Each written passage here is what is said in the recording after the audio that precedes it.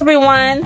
Happy Tuesday. I know it's been a minute. I hope you guys had a wonderful Thanksgiving. Drop in the chat what your favorite dish from Thanksgiving is. Mine, hands down, no competition, is stuffing all day, followed closely by the gravy. Stuffing and gravy, my favorite dish out of the entire year. Drop in the chat what's your favorite dish. So today we are going to be talking pantry makeovers. So it's Get Your Space Right meets Pantry Makeover Day, talking some of the best things to make your life easier and to make that space more functional for you. So feel free, jump on, feel free to share this with your friends. If you're watching this after the fact, let me know what your biggest struggle is with your pantry, whether it's space, whether it's too many people in the space, or whether it's just things getting lost in there. What's your biggest struggle with your pantry? Because today we're going to be talking about the best ways to maximize that space, especially post-Thanksgiving and getting ready for the Christmas holiday. So we're going to break it down into some easy steps for you. So step one, take everything out. Yes, you have to take it all out. You want to start with an empty space.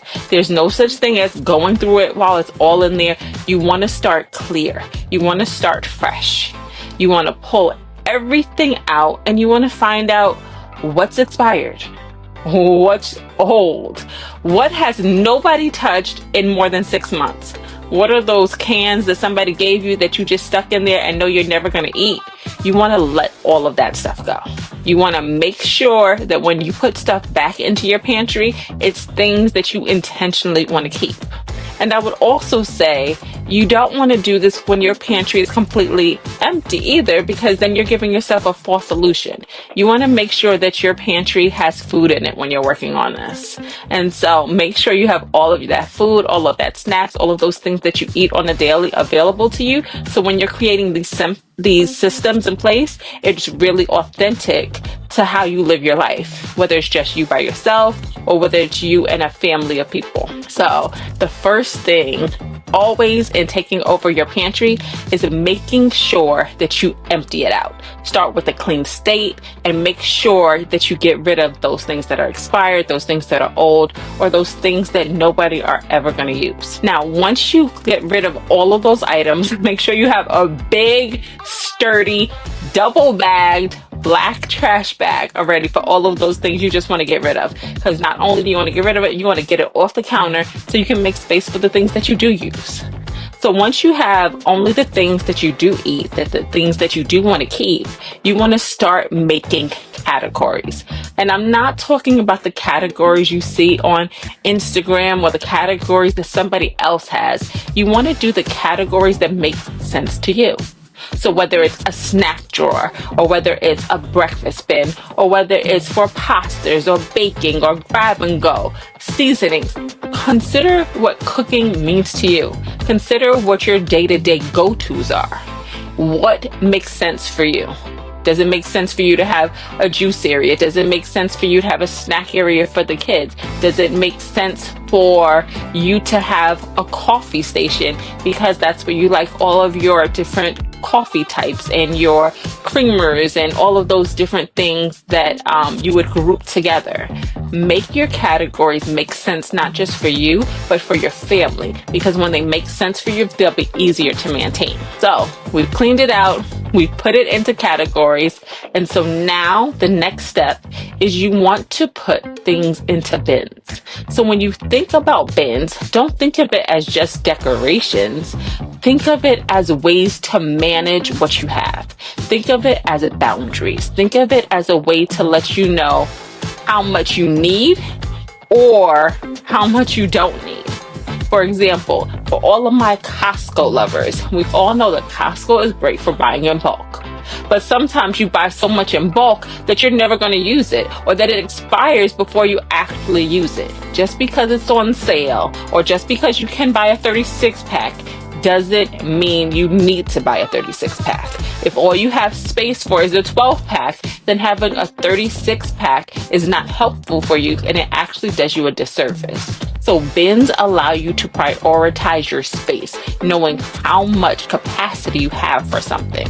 It also keeps it contained so that it's not falling all over the place. And then when it comes to bins, of course you have aesthetic type. So some people like natural fibers, some people prefer clear. Now, one part of it is aesthetic and another part is function. So when you're thinking of clear bins, you're thinking of, I need to see it to know that I have it, or because if it's out of sight, it's out of mind, and I'll repurchase it again. So clear bins allow you to contain it, but also keeps it in your line of sight. For some people, you prefer the aesthetic, you prefer the wood bins, or you prefer the baskets. And so that is more aesthetically pleasing. And sometimes it's less clutter for you because you don't see everything all at once. These are options that you have to make your pantry personalized. The color of the pantry, whether you use different shelf liners. All of these things are aesthetic things that can add personality and function and decor to your space. But at the heart of it is the function of it. You want to make sure that the functions work for your lifestyle. And so bins are another element that can help you maintain that. Another thing you want to keep in mind is Lazy Susans, or the rotating bins, kind of like this guy right here.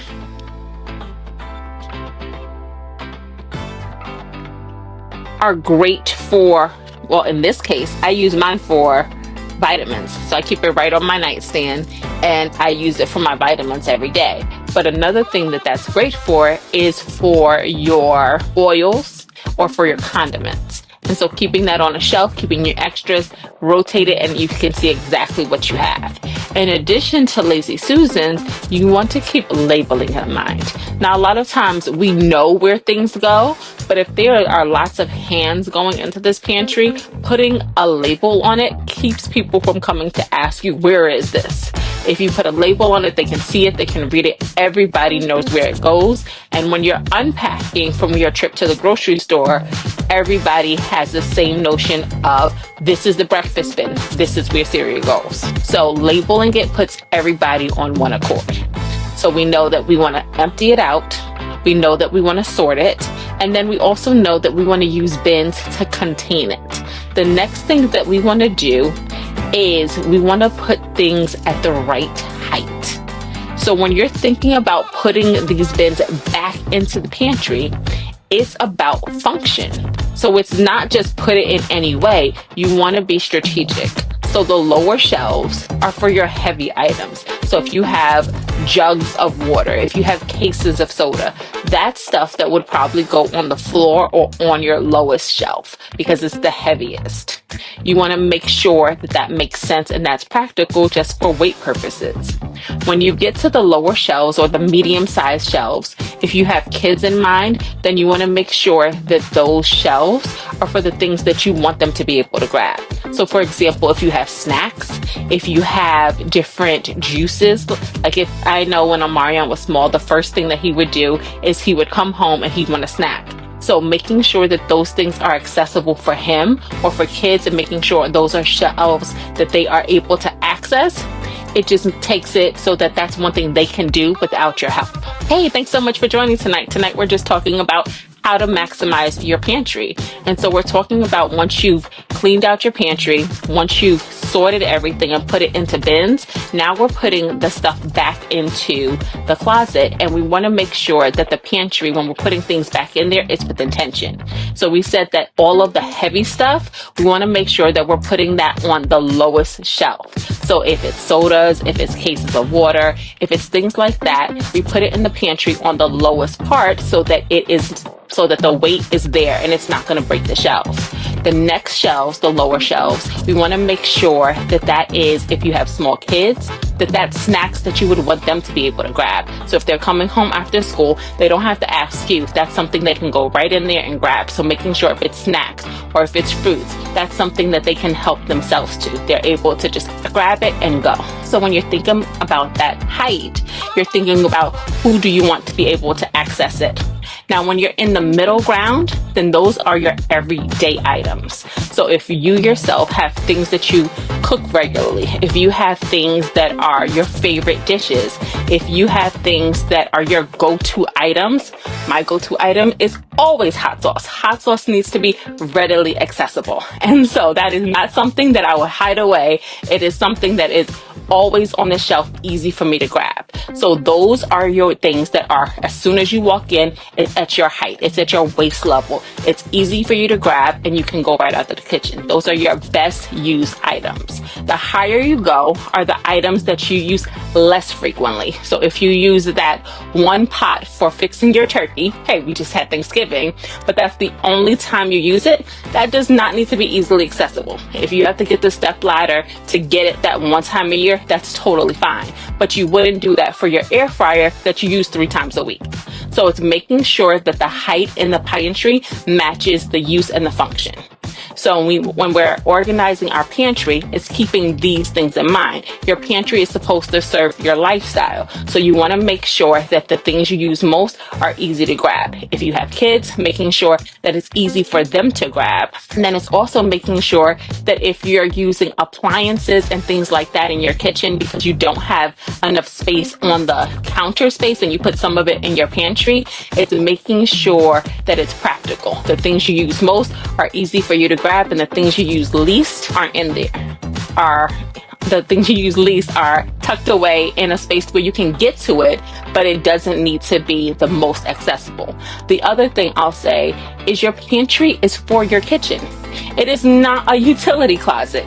Your ironing board, your steamers, your extra toilet tissue, none of that should be in your pantry because none of it serves your kitchen. You want to be careful with utilizing your pantry for what it's intended for, because if you start opening the door and allowing all these other items to creep in, before you know it, it's just a utility closet and you're back to not being able to find what you need. So when you're thinking about your pantry, we want to make sure that you're using it purposely. So now that we've cleaned out the pantry, we've got rid of all of the things that are expired, we've gotten everything sorted into categories, we placed it into bins, whether it's clear because you like to see it so you know that you have it, or it's in aesthetically pleasing bins that are less clear but they match your aesthetic.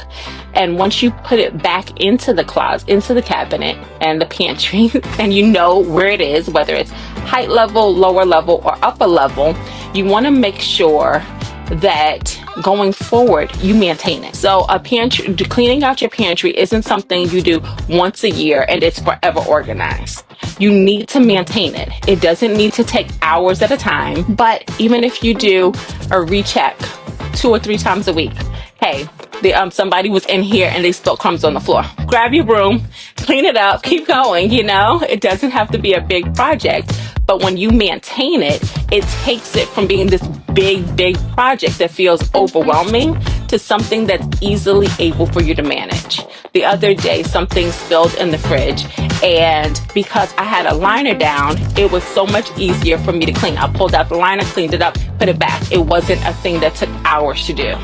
So making little systems and little tricks to make your life easier is what it's all about. But it still takes that maintenance. And whether it's you yourself or whether you have kids, everybody can be a part of it. Making sure the pantry stays organized allows when you go to the grocery store, you're able to put everything away. I remember coming up, one of the things I hated was when we had all of this food to put away and the fridge had all of these leftovers that nobody had eaten. So before you could actually put the food away, you had to clean out the fridge so it could fit in the fridge. When you take the time to take care of your pantry, that doesn't become a chore every time you go to the grocery store. Everybody knows what I'm saying? Has anybody experienced that before with the fridge? Well, so when we're talking about pantries, we really just want to make sure that it gives you joy. Because if you really like to cook, then going into your pantry should be like your happy place. It's like going into a supermarket in your own house, seeing all the things you love, pulling it out and creating a masterpiece. But if you walk into your pantry and feel overwhelmed, if you walk into your pantry and feel guilty about all the things you haven't done, if you walk into your pantry and can't find anything, 9 times out of 10, you're going to close the door and then you're going to pull up Uber Eats. And the next thing you know, they'll be delivering food and charging you extra fees for food that you already have in your house that you didn't feel like making because you felt overwhelmed. So we want to make sure that your pantry is organized, not just for somebody else's lifestyle, but for your own. And when it comes to making it pretty, you can absolutely make it pretty on a budget. But what's more important than making it pretty is making it functional. So when you're designing your pantry, I remember when I first moved into my studio, I was on a serious budget. I had no money and I had to figure things out. So my best friend was Dollar Tree, and this is Dollar Tree right in the midst of COVID. So they didn't have all of the acrylic organizers and Lazy Susans, all of that they have now. So I had to get creative. So one of the things that I used for my spices was 2 of the pans that you use to make a cake. I took one pan and another pan. In the middle, I put a whole bunch of marbles. And then I put all my spices in it and created a Lazy Susan. And that's what I use for all of my spices. Quite frankly, it's still in my cabinet because I'm a little bit proud of it, my creativity back in the day. But you doing it based off of what you can afford and what makes sense for you. It doesn't have to be Instagram perfect. What it has to be is perfect for you. So whether it's style, whether it's function, or whether it's budget, these are all different components to make sure your pantry is serving you. Because when it serves you, you'll be able to go out here and create your masterpiece. And in my case, if your pantry looks great, but you can't cook or you can't fix anything, it's about being honest and being truthful. So if you're able to, when I go into my kitchen, I know exactly where everything is. I know where my dishes are. I know where my silverware is. I know where my spices are. I know where the extra food is. In my case, my kitchen is very, very small. And so I didn't have enough space in the cabinet that I call my pantry. So I added an extra cart. And so the cart actually lives right in front of my oven. And I use that for extra teas or extra canned goods that I can't fit into my cabinet. And so when I need to cook or when I need to use the oven, let's face it, my air fryer pretty much replaced my oven. So it's not that often. But when I do need the oven, I just move the cart right out of the way. So your pantry can be as creative as you need to be. It doesn't have to be a specific room that you can walk into. It can be a single cabinet. It can be a cart. It can be for some people who don't even have a lot of cabinets in their kitchen, it can be a tote. Your pantry is what you make it, but the most important thing is making sure that the stuff in it is not expired, making sure that the stuff in it is the things that you use, and making sure that it suits your lifestyle. So when you're looking on Instagram and you're getting all of these inspiration photos, you can think about it in 2 ways: your dream kitchen and your now kitchen. And as long as both of them are being served, so you can have the dream of what you want for that one day kitchen, but that one day kitchen doesn't need to be right now, and you don't need to stress yourself about it now. As long as what you have now is functional and it's allowing you to have the kitchen and the pantry of your dreams, then that's serving you. So just to do a quick recap of all of the things we want you to keep in mind for your pantry, we want to make sure that when you're looking at your pantry, you go through it regularly and making sure you take care of all of those expired items. And for those of you who don't check your seasonings, yes, seasonings do expire. If you check the back of them, they do have a label, and expirations are one of those things that everybody has a different opinion on. Some people say, oh, that's just a ploy to get you to buy more. Some people say, well, it's still good for 6 months after that. I will let you be your own discernment when it comes to expiration dates, but check it out. If it's been 10 years, I might say it's time to let that go.